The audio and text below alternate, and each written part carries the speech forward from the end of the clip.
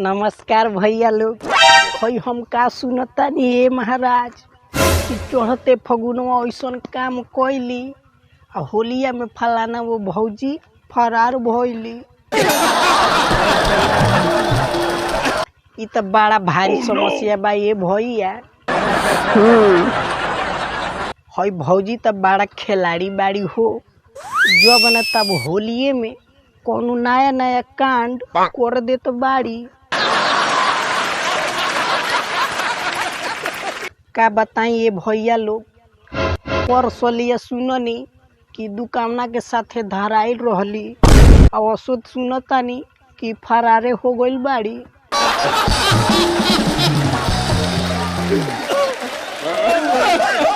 हई भौजी तो पूरा बदनाम कर देले बाड़ी।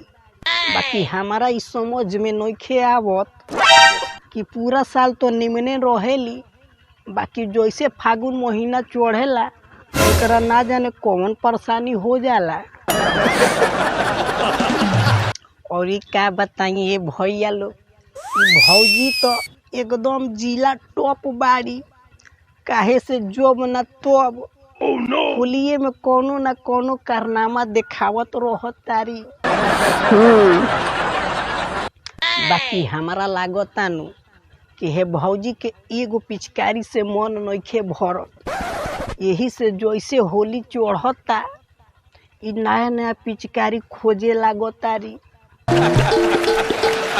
चाबस ए भौजी, एगो तू ही ऐसन बाड़ू नु जे हर साल फगुआ में नया नया पिचकारी के स्वाद लेत बाड़ू।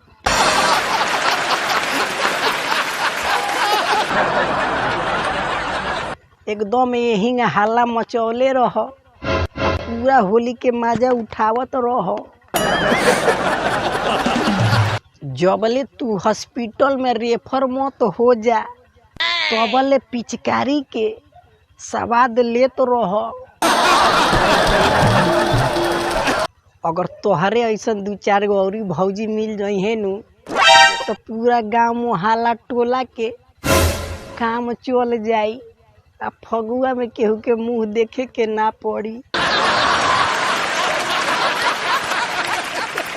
अरे लइकन जवान के छोड़, बुढ़वा भी तहरा से होली खेल के आ तोर जइहे।